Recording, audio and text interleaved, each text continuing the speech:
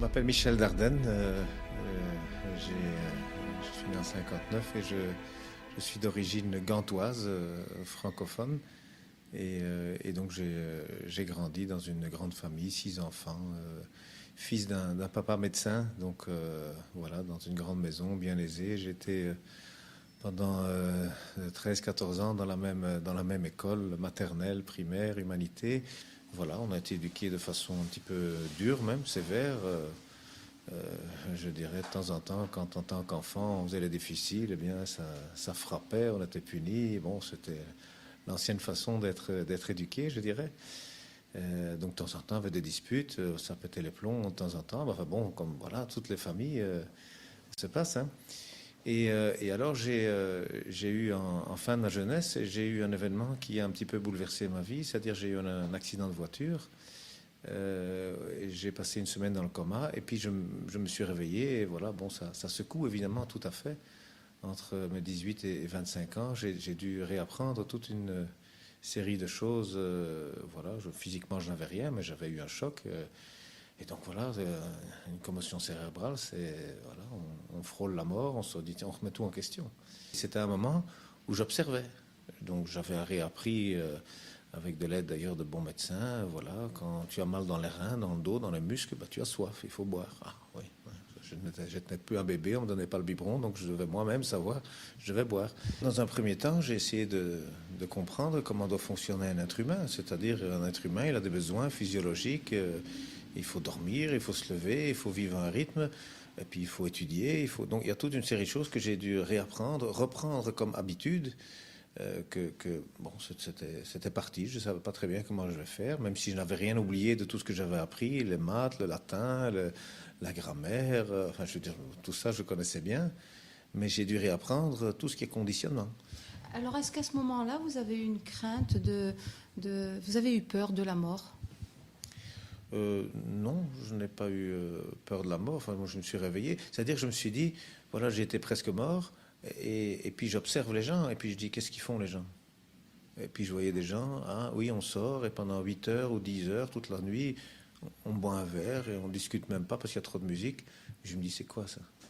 Donc je me posais des questions et puis je regardais les jeunes, les vieux, les riches. Enfin, moi j'étais un petit peu d'un milieu assez aisé et puis bon, j'allais même voir un peu chez les plus pauvres. Donc j'avais plus aucun tabou, hein, j'allais partout. Et puis j'observais et je dis, ah, il y a des gens qui s'énervent.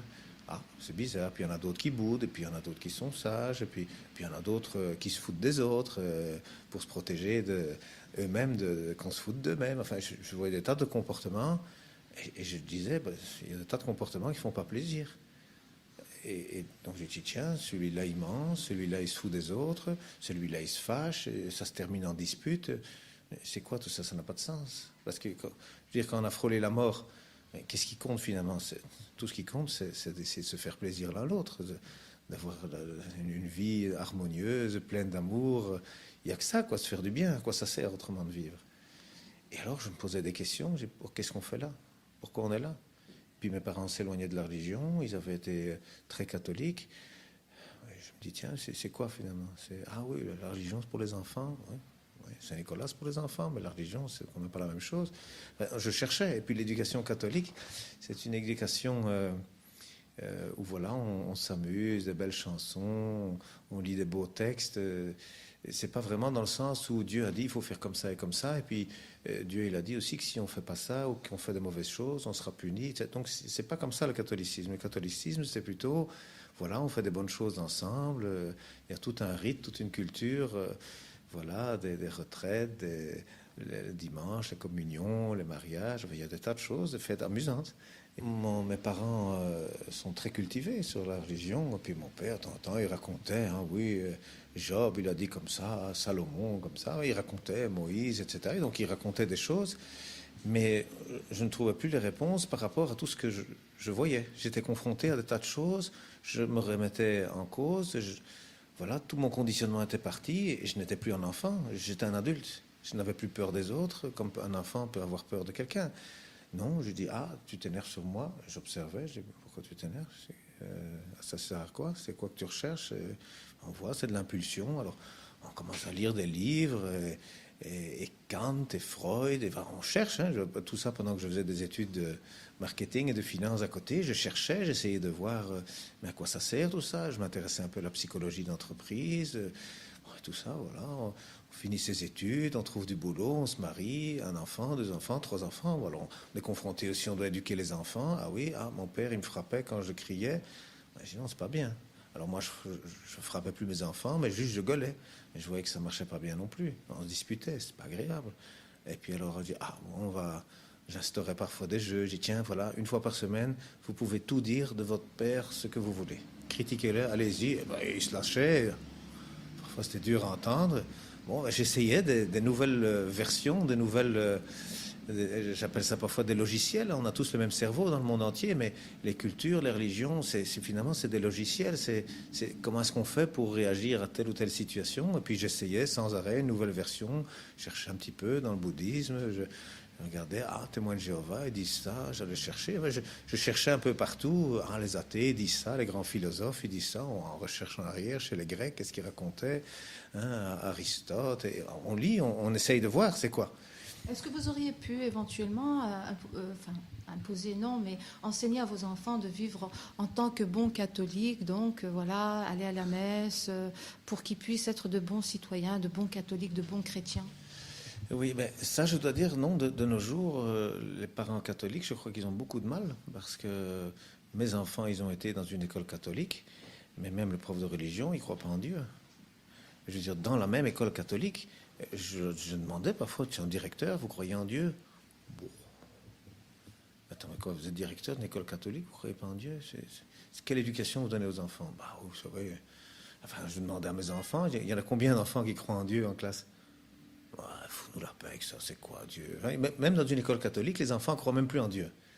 Et donc, c'est très compliqué. Oui, on voit Internet, on voit des messages de toutes sortes. Donc, c'est très difficile. Et puis, surtout, le catholicisme, une fois qu'on se détache juste de la culture et des rites, eh bien, on va chercher dans le sens des textes. On dit, tiens, on va lire l'histoire de Job, qu'est-ce qui s'est passé? Ah oui, ça. Puis on voit des textes, Dieu, Satan était devant l'Éternel. C'est quoi ces histoires? Donc on ne comprend pas. On dit, voilà, et puis Job, il tombe malade, et puis Job, il reste toujours fidèle à Dieu. Et Dieu, tu vois, dit Satan, on dit, Job, il reste fidèle, etc. On ne comprend pas, c'est quoi ces histoires? C'est quoi Dieu? On ne comprend plus. Donc on ne sait même plus qu'est-ce qu'il faut dire aux enfants. Oui, allez, Marie était vierge quand elle a eu Jésus comme fils. Ouais, quand on dit ça à un médecin, est-ce qu'une femme peut avoir un fils quand elle est vierge? Non, impossible. Bon, donc, on se dit, mais c'est quoi ça? On ne comprend pas quoi. Elle était vierge uniquement par la volonté de Dieu. C'est quoi Dieu? On comprend. Oui, c'est pour ça, c'est le Fils de Dieu. C'est le Fils de Dieu. Oui, Jésus, c'est Dieu. Jésus, c'est Dieu. C'est le Fils de Dieu, c'est Dieu. Et Marie, c'est la mère de Dieu. On ne comprend plus, quoi. Donc, je veux dire, il y a des tas de choses qui n'étaient pas logiques. Donc, il y a un moment où on ne sait plus ce qu'on doit dire aux enfants. Ils reviennent eux-mêmes avec des contradictions devant lesquelles ils nous placent. Des contradictions qu'on a déjà nous-mêmes. Jésus, c'est le Fils de Dieu, c'est le Fils de Marie. Marie, enceinte, pourtant vierge. Ma médecin il dit non, c'est pas possible ça. Mon père médecin il dit non, c'est pas possible. Donc il y a des contradictions, et puis le Fils de Dieu et tout à la fois. On ne sait plus. On se dit oui, bon, c'est peut-être des histoires pour les enfants, comme il dit. C'est comme Saint-Nicolas, comme Père Noël. Bon, une fois qu'on est grand, oui. Ça y est, il n'existe pas, réveille-toi, c'est bon, ça y est. Mais alors, s'il n'existe plus, s'il n'y a plus de Saint-Nicolas, s'il n'y a plus de Père Noël, s'il n'y a plus de Dieu, oui, on est là pour... c'est quoi? C'est l'argent, le Dieu. On vit pour l'argent. Oui, il faut travailler, il faut avoir de l'argent pour transmettre des bonnes études aux enfants, une belle voiture, une belle maison. Bon, où est-ce qu'on va avec ça?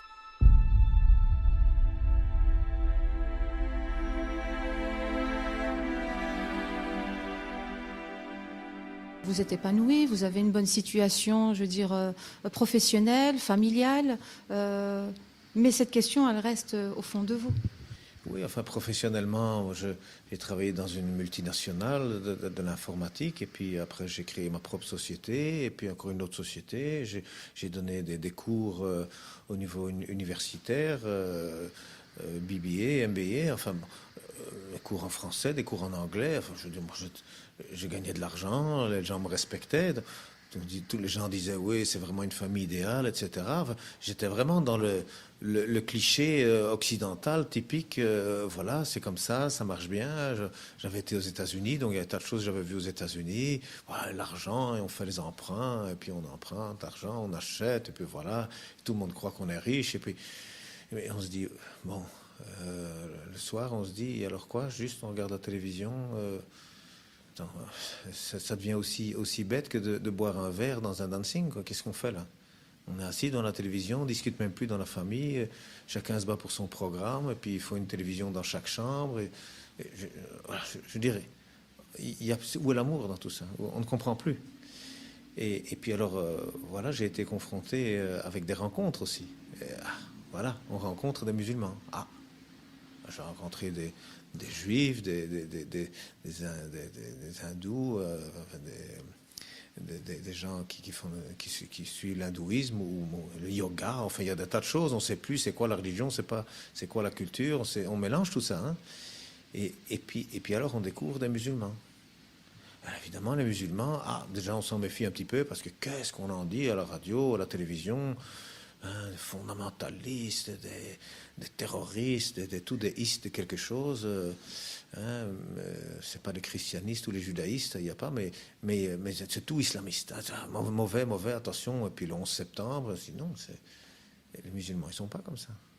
On travaille avec des musulmans. Vous êtes à la quête, alors vous êtes à la quête de quelque chose et vous vous intéressez à plusieurs cultures. Alors est-ce qu'il y en aurait une de toutes ces cultures que vous auriez découvert, qui vous aurait tenté d'adopter? Oui, c'est-à-dire que moi j'étais dans une culture, j'étais devenu très ouvert et puis j'étais prêt à prendre un petit peu de chaque chose. Et donc finalement je me dis l'islam, allez bon, on en raconte du mal, mais comme je vois des gens qui sont sympas et qui sont musulmans, j'ai jamais rencontré un musulman qui est méchant, quoi. J'ai jamais vu ça. Donc bon, j'étais ouvert à tout ça et puis moi là, ma culture, ma religion, c'était plutôt ouvert à tout, quoi, un petit peu de tout. Mais ça reste superficiel, ça reste un petit peu flou, ça reste un peu le brouillard. Et puis alors, brusquement, on rencontre, moi j'ai rencontré alors des Pakistanais à qui je donnais des cours à l'université, et ils me disent, oui, on est des fondamentalistes islamistes. Je me dis, où est-ce que je suis arrivé ici? Je donnais des cours en plus à la maison, en particulier, à plusieurs personnes d'une même famille. Je me dis, ouais, c'est quoi? C'est une secte ici? C'est quoi? Et puis je me dis, mais c'est quoi ça, fondamentaliste islamiste? Ils disent fondamentaliste, ça veut dire que on suit les règles fondamentales. Oui, je me dis fondamentaliste du code de la route, ça doit pas être grave. Enfin, je veux dire, c'est rouge, je passe pas. Bon, il n'y a pas vraiment un danger. Mais je dis alors, c'est islamiste le problème. C'est quoi islamiste?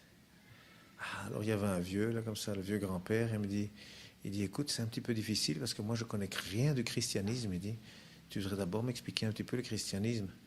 Je dis avec plaisir, parce que ne rien connaître du christianisme, quand même, c'est quand même un trou dans la culture générale, hein, avec toute ma prétention. Il y a quand même 1,5 milliard, 2 milliards de chrétiens dans le monde. Et il y a combien de musulmans dans le monde, il me dit? Évidemment, là, je me dis, ça y est, j'ai trop envie de parler, sans doute autant. Oui, il dit 1,5 milliard, 2 milliards, ça dépend comment on compte. Et dit, dites-moi un petit peu, qu'est-ce que vous savez sur l'islam? Je dis donc, j'ai un trou dans ma culture, c'est ça que vous me dites? Non, il dit, j'ai rien dit. Enfin, je dis, non, écoutez, dites-moi qu'est-ce que je dois lire. Et je dis, non. Enfin, ce monsieur, il me dit, non, il ne faut pas lire. Je dis, comment si je veux lire, je dois apprendre l'islam, je dois lire. Il dit, pour nager, il dit, vous lisez? Non. J'avais raconté que je faisais du ski, il dit, pour faire du ski, il dit, vous lisez? Non, il dit, l'islam, c'est comme ça. Vous voulez apprendre l'islam, pratiquez-le, vous allez voir. Bon, je dis, c'est quel exercice que je peux faire? Il dit, on commence le jeûne dans quelques jours. Faites quelques jours de jeûne pendant le mois de Ramadan, vous allez voir. Et comme ça, je suis rentré dans ce jeu. Je dis, bon, voilà, je vais faire le Ramadan. Hein, alors, je devais faire ça un peu en cachant, parce que déjà à l'époque, c'était en 95. Déjà à l'époque, les musulmans, enfin, c'était pas très bien vu. Hein, surtout, moi, je suis dans des milieux de direction, etc. On parle pas de l'islam dans ce milieu-là, c'est pas possible, quoi. Hein, les affaires et tout ça, non, on pouvait pas. Et donc, voilà, le matin tôt, déjà, il faut faire la réserve. Si on ne boit pas le matin avant le lever du soleil, ben, on ne tient pas la journée. Ah, déjà, on voit qu'on a des limites quand même. Il faut manger, et pendant la nuit, il faut manger, il faut boire, on ne tient pas. Et puis, mais quand même, la journée, même si on a bu, on a mangé avant, ben, on a faim, hein, on a soif. Et puis, on voit des gens qui boivent, qui mangent. Ah oui, puis on se dit, les pauvres, là, ah oui, ils n'ont rien à boire, rien à manger. Mais on ressent comme eux. On va acheter quelque chose à manger, on leur donne. Je veux dire, on découvre toute une façon de vivre. Et puis, évidemment, le soir, on se retrouve, on peut boire un verre d'eau. Waouh! Mais c'est merveilleux, un verre d'eau. Et on redécouvre, et puis voilà, alors j'ai découvert un petit peu, j'étais invité chez des musulmans pour rompre le jeûne. Voilà, on rencontre tout un monde. Et à la fin du mois, le monsieur me dit, alors vous avez appris quelque chose? Mais je dis, oui, c'est formidable. Mais qu'est-ce que j'ai appris? Vous avez lu quoi? Il dit. Je dis, qu'est-ce que je vais lire? Et vous voyez, il dit, comment on peut apprendre sans lire? Je dis, oui. Et donc, ce premier ramadan a été éduqué là comme ça par les fondamentalistes islamistes pakistanais. À l'époque, c'était vraiment les terroristes en plein. Mais voilà, j'ai appris des bonnes choses. Voilà, j'ai copié les musulmans dans des choses que je voyais, dans des codes de comportement que je voyais, que ça avait de très bonnes... de très bonnes conséquences sur l'environnement. Et donc, voilà, c'est ça que je faisais. J'essayais d'imiter, mais avec prudence, dans la discrétion, jusqu'à un jour, je travaillais pour une entreprise. J'étais directeur d'une entreprise où 2/3 du personnel, c'était des Marocaines, ou des Thaïlandaises, mais enfin des musulmanes. Et puis bon, ben, on fait le ramadan, c'est difficile de le cacher. Parce que alors ils me testaient, hein, ils me disaient, oui, vous voulez boire quelque chose, monsieur le directeur, vous voulez boire quelque chose? Non, merci. Vous n'avez pas soif, un petit café? D'habitude, vous prenez du café? Non, merci. Bon, et alors à l'heure du jeûne, il me piégeait aussi, et il dit, non, maintenant, vous ne devez pas boire. Hein. Attendez un petit peu. Hein. Ou bien vous devez vous dépêcher de casser le jeûne, parce que vous êtes musulman. Donc c'est difficile de cacher. Et finalement, ils ont dit, oui, vous êtes musulman, c'est bien. Ils étaient tellement fiers. Et puis, elles ont dit ça à tout le monde. Oui, le directeur, il est musulman, etc. Enfin, moi, je pratiquais ça sans vraiment dire je suis musulman. Hein. Je pratiquais ça parce que ça fait du bien. Il y a plein de règles musulmanes, mais vraiment, c'est des logiciels merveilleux. Ça fait du bien, ça nettoie le corps, ça nettoie l'esprit. On se sent bien, on fait des amis, on est en harmonie. On n'est plus blessé par les gens qui vous insultent. Ça y est, grâce à Dieu, il nous arrive des malheurs. On dit merci, mon Dieu.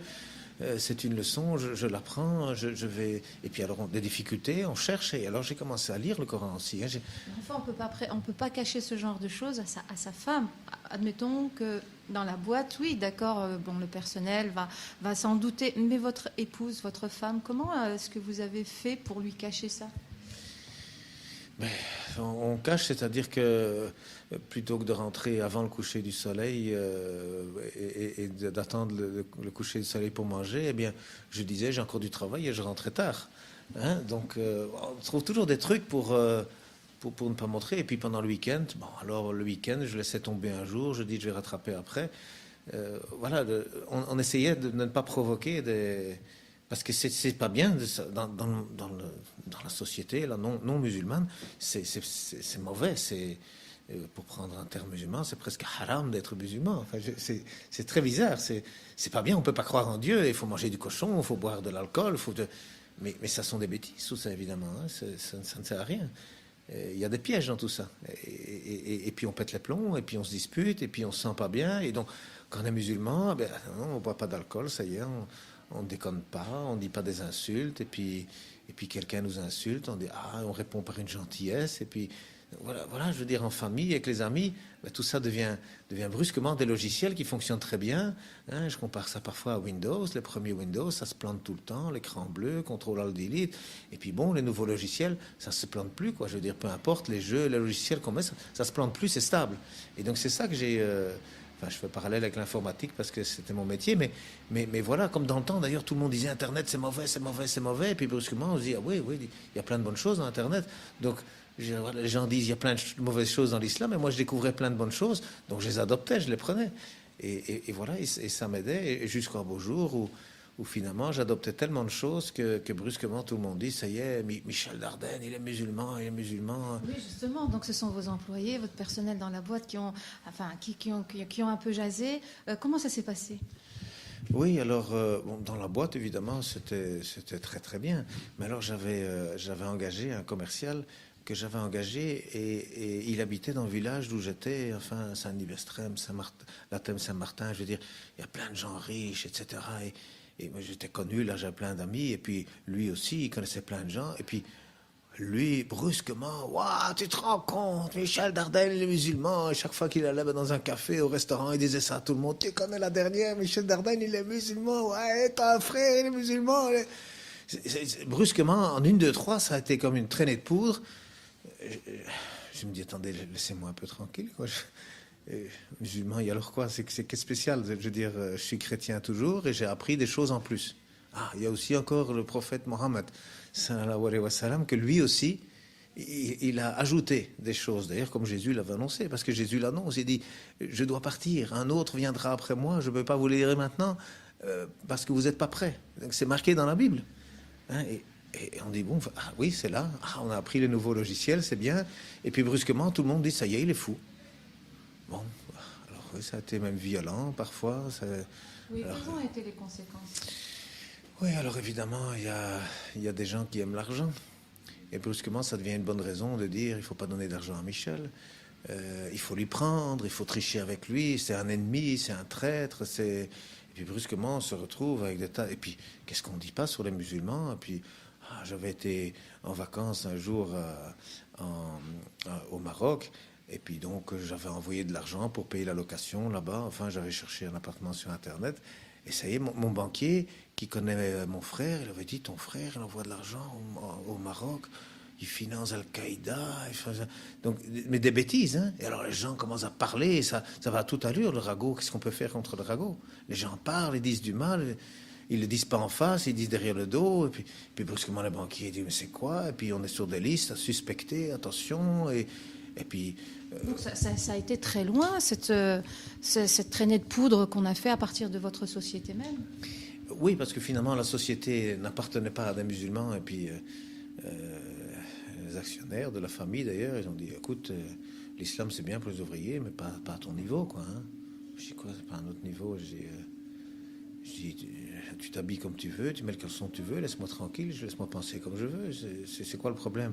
Oui, mais non, enfin, tu ne dois pas dire que tu es musulman. C'est quoi cette histoire? Écoute, si notre personnel est musulman, presque tout à fait. Les clients, même la moitié de nos clients, ils sont musulmans. C'est quoi? Je veux dire, il n'y a pas de problème. C'est pas ça mon travail. Hein. Moi, je parle pas de ça toute la journée. Je fais mon travail, quoi. Hein. Je vais voir les clients. Mais alors, oui, non, j'ai dû perdre mon travail. Ça va plus. Je vais partir. Tout ça, même dans de la violence, sans payer les préavis. Je veux dire, c'était. J'allais à la banque, j'ai dit oui, bon, je vais recommencer un petit quelque chose. Ah, non, un peu, même là, je pouvais même plus emprunter de quoi acheter une machine à laver alors que j'en gagnais 10 par mois. Non, il y avait brusquement autour de mon nom, c'était plus possible. Je me dis, mais d'où ça vient tout ça? C'est quoi? On ne comprend pas. Et j'avais même un ami, il travaille au service secret, etc. Il a dit, ouais, attention, qu'est-ce que tu fais, devenir musulman? On doit prendre un fusil pour t'accueillir. Je dis, mais qu'est-ce que vous dites? Ouais, même des vieux amis. Il dit, mais enfin, toi, un homme tellement gentil, tu deviens musulman, tu vas devenir violent, c'est quoi? Qu'est-ce qui vous prend? Il n'y a pas de problème. J'ai dit, c'est compatible avec moi, je suis gentil, oui, mais l'islam, c'est comme ça. Donc, je veux dire, je ne comprenais pas. Et puis, brusquement, on est rejeté de partout.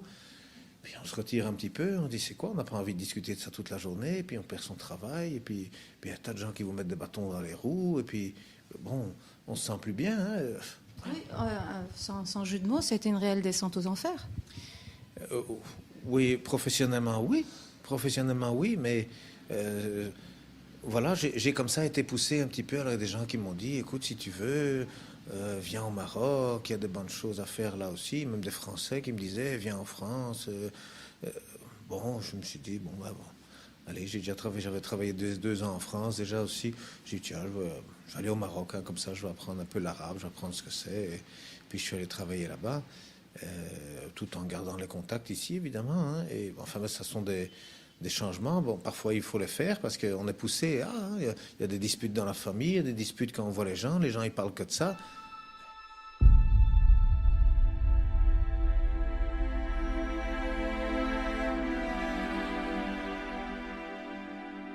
Alors évidemment, comme on dit chez les musulmans, quand Dieu vous aime, il vous teste. Il ne suffit pas de dire qu'on croit. Ça veut dire que j'ai eu des tas de tests, évidemment. Et ça n'a fait que m'encourager à chercher. Parce que je suis confronté à des tas de nouvelles situations difficiles. Bon, finalement, j'ai dit, les musulmans ils disent merci mon Dieu, alhamdoulilah. Je me suis dit, bon, je vais dire alhamdoulilah, je vais chercher comment je dois faire. Et puis alors on cherche dans les textes.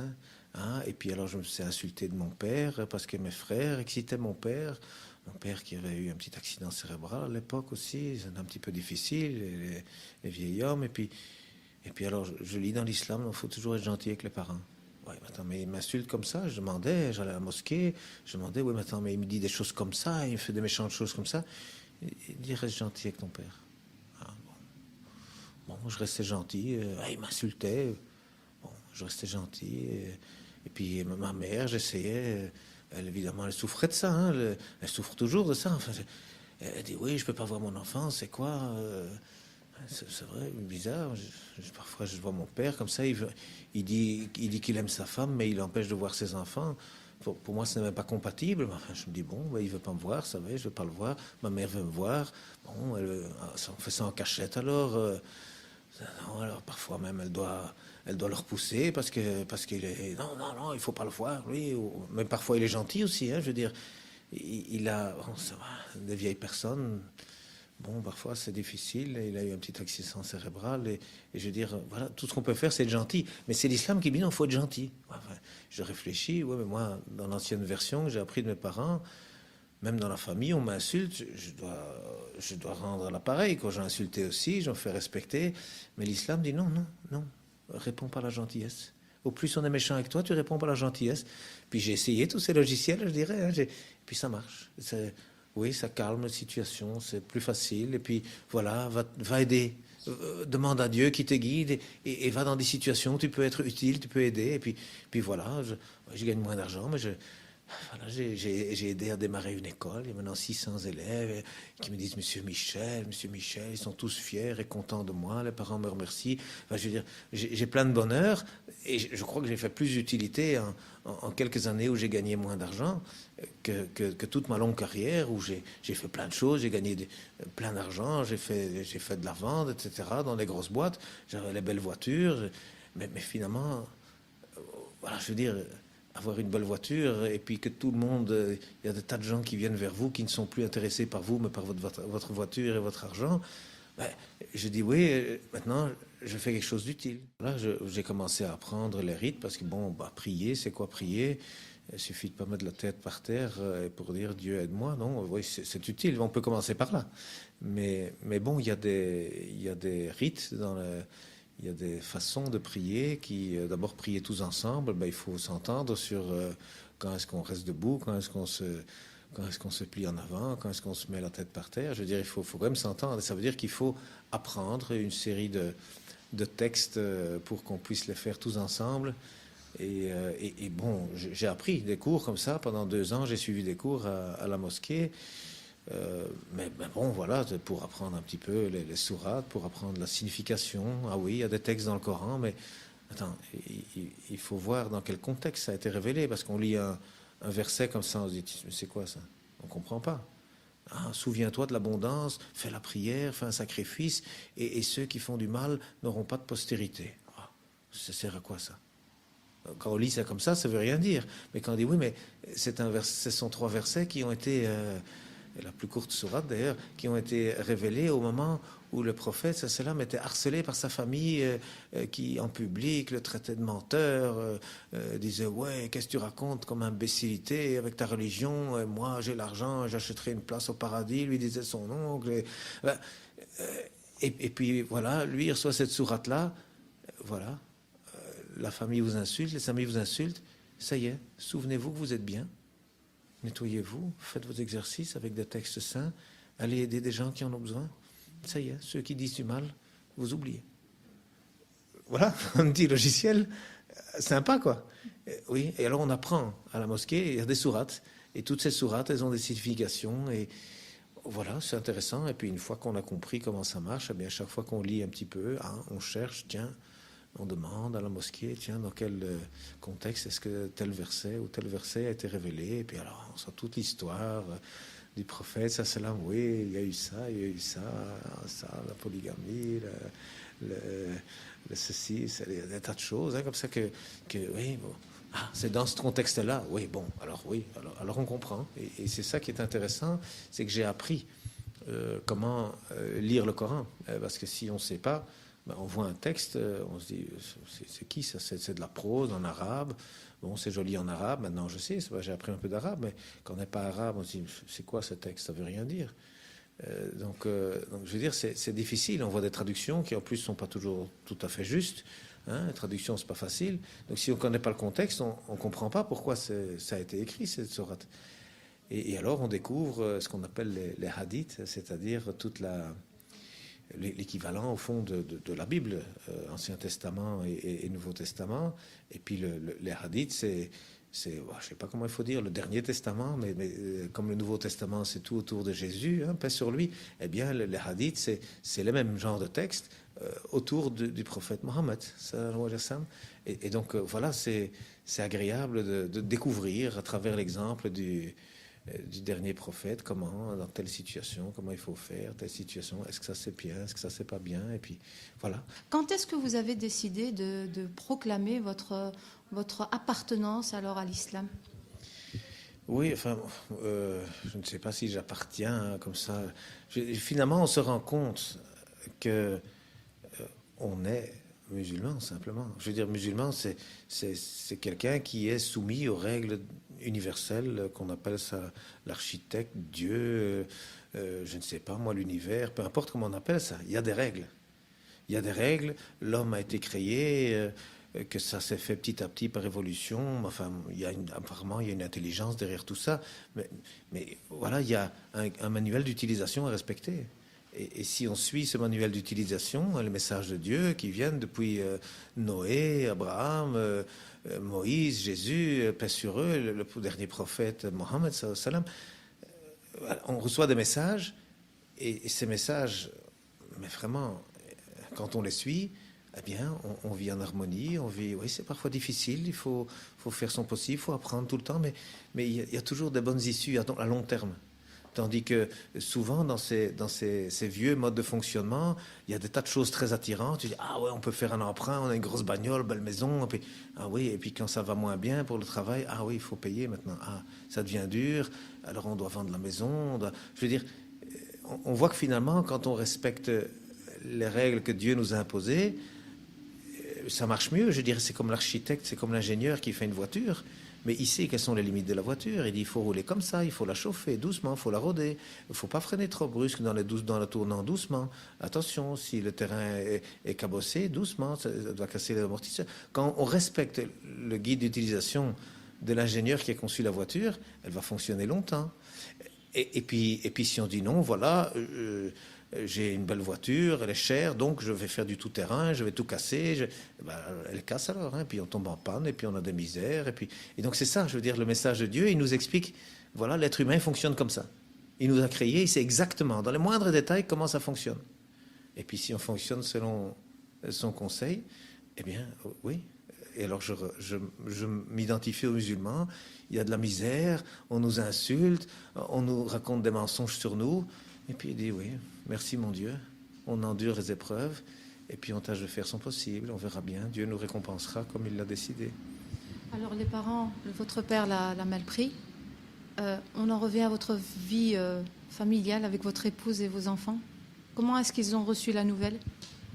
Oui, alors évidemment, comme moi, finalement, j'ai quitté la Belgique. Alors, j'étais, je l'avoue, dans un mode de fonctionnement qui n'était pas toujours parfait.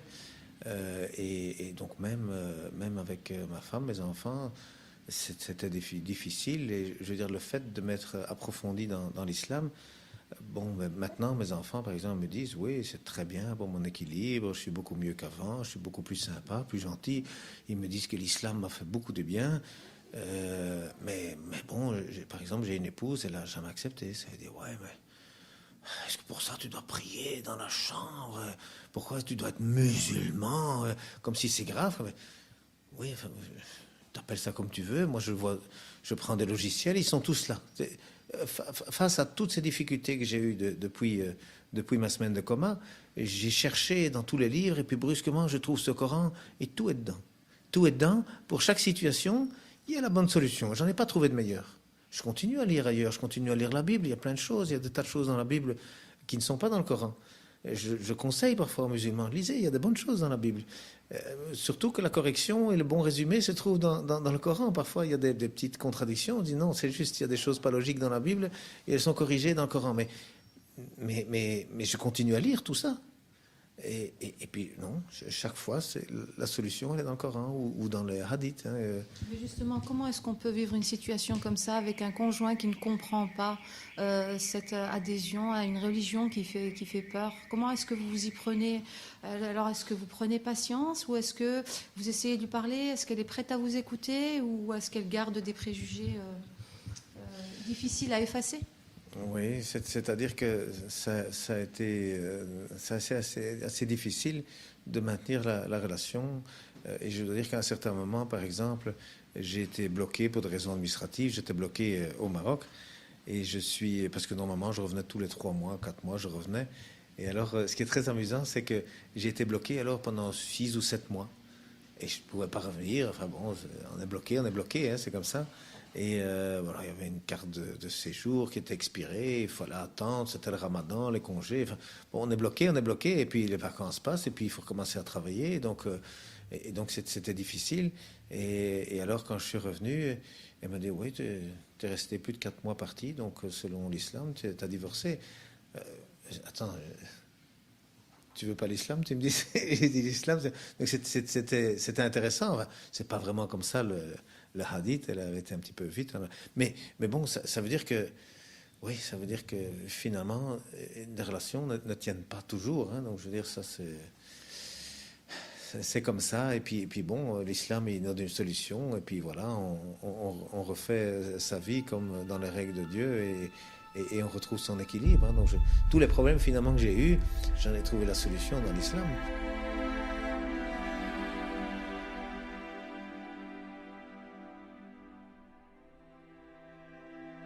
Est-ce qu'il n'y a pas des moments de regret où on se dit, bon, tout compte fait, j'ai perdu quand même tous les êtres chers auxquels je tenais beaucoup. Évidemment, mes parents aimaient beaucoup les fêtes familiales avec les enfants, les petits-enfants. Et puis, il y a certains enfants qui ont mis des vétos. Ils ont dit non, Michel est là, pas question. Alors j'ai dit faites les fêtes sans moi. Alors ma mère a dit ça m'intéresse plus les fêtes s'ils sont pas tous là. Donc pour mes parents, je suis triste, évidemment. Je prie presque tous les jours. Le matin, je dis mon Dieu, mais rends-leur ça. Ils méritent ça. Enfin, ma mère, elle a été dévouée toute sa vie. Donc on ne sait pas toujours pourquoi est-ce que Dieu leur fait ça. Mais enfin bon, on a les solutions. Avec l'islam, finalement, on a les solutions. Et puis on reste gentil avec qui il faut. Et puis on se laisse plus marcher sur les pieds. Et puis voilà, ça veut dire que de toute façon, si on reste près de Dieu, il a la solution pour nous. Ça veut dire que peu importe qui on perd, ça n'est peut-être qu'une perte temporaire. Il faut attendre Dieu. Il nous a réservé quelque chose. On ne sait pas ce que donne l'avenir. Et de toute façon, on ne peut plus quitter Dieu. Et ça, ce n'est pas possible, parce que si on quitte tous ces logiciels, on se retrouve à se disputer, à se planter sans arrêt pour juste avoir de l'argent sur son compte, belle voiture, et puis attirer tous les voleurs. Donc je veux dire, non, on ne peut plus retrouver ça. On ne peut plus être comme avant. On ne peut plus quitter toutes ces bonnes choses qu'on a acquises, n'est-ce pas? Vous avez retrouvé une paix intérieure? Oui, évidemment. Beaucoup plus solide qu'avant, beaucoup plus heureux qu'avant. Je gagne 10 fois moins qu'avant. Bon, oui, c'est comme ça. Je n'ai plus les belles voitures, je ne vis plus dans les belles maisons, je n'ai plus les beaux voyages. Bon, mais Dieu me donne d'autres choses. Et j'ai 600 enfants tous les jours qui me disent « Ah, monsieur Michel, monsieur m'embrasse, ils sont contents. » Oui, c'est vrai que j'ai pas ma famille, mais Mais j'en ai plein d'autres. J'ai 2 fois autant de parents qui viennent chez moi. Merci, monsieur Michel, merci, ce que vous faites, c'est gentil.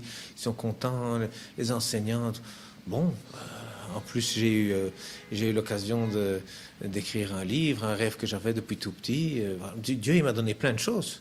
Il m'a donné plein de choses, donc plein de plaisir. Donc, ça veut dire que tout ce que je peux dire, je vis dans l'espoir que les choses que j'aurais perdues, ben, si c'est bien, Dieu me les rendra. Si c'est pas bien, c'est qu'il me protège, c'est qu'il veut me protéger de certaines choses. Hein, parce que finalement, être avec des gens désagréables, qui boivent de l'alcool, qui se disputent tout le temps, quand on est avec eux, même si c'était des amis d'enfance, oui, oui, on boit de l'alcool, on se dispute, on dit des gros mots, on dit... Oui, puis c'est un froid pendant 15 jours, 1 mois, 2 mois, et puis allez après, prochaine fête, ça y est, on reboit un petit peu, ça y est, on s'arrange, et puis on se redispute.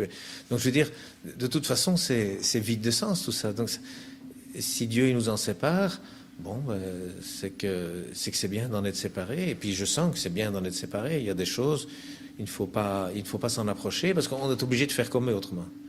Et donc voilà, finalement, on redécouvre plein d'autres amis, plein d'autres relations. Et voilà, la vie c'est comme ça. Et grâce à l'islam, eh bien voilà, on adopte les bonnes routines, les bons logiciels pour fonctionner dans l'harmonie et dans la paix. Vous auriez là vos parents, qu'est-ce que vous auriez à leur dire? De toute façon, c'est Dieu qui ouvre les yeux des gens quand il le veut. Donc de toute façon, moi, je n'essaye jamais de convaincre qui que ce soit. Ouais, enfin, moi, de toute façon, mon père, c'est un homme qui a une grande culture, qui a beaucoup étudié, qui a fait beaucoup de bonnes choses dans sa vie, même s'il a eu des difficultés de santé maintenant. Je veux dire, il faut qu'il fasse ce en quoi il se sente bien. Et si, à mon avis, il ne se sent pas bien dans la situation actuelle, il a partagé de façon inégale ses biens envers ses enfants. Bon, s'il pense c'est bien, il doit faire ses biens, mais je suis sûr qu'il ne se sent pas bien avec ça. Donc, il avait par exemple une très bonne amie, très croyante, une catholique, qui est morte récemment, que Dieu ait son âme, qui elle était très triste de cette situation. Elle dit, mais Georges, elle dit, docteur, mais elle dit... j'ai tout arrangé dans ma famille, c'est du bien, faites la même chose dans votre famille, c'est tout ce que je veux. Et elle lui a dit ça avant de décéder. Bon, mais évidemment, c'est ce qu'on souhaite à tout le monde. Je veux dire, quelqu'un qui est âgé, on ne lui souhaite pas qu'il laisse une famille en discorde et dont la moitié est corrompue. Il n'y a personne qui souhaite ça. Il n'y a personne qui veut mourir en sachant, ah oui, mes enfants sont divisés. Ah, non, il n'y a personne qui veut ça. Donc, ce que je veux dire, c'est que de toute façon, moi, je ne veux que du bien pour lui. On ne reste pas toujours mari et femme, mais on reste toujours enfant de son père, enfant de sa mère.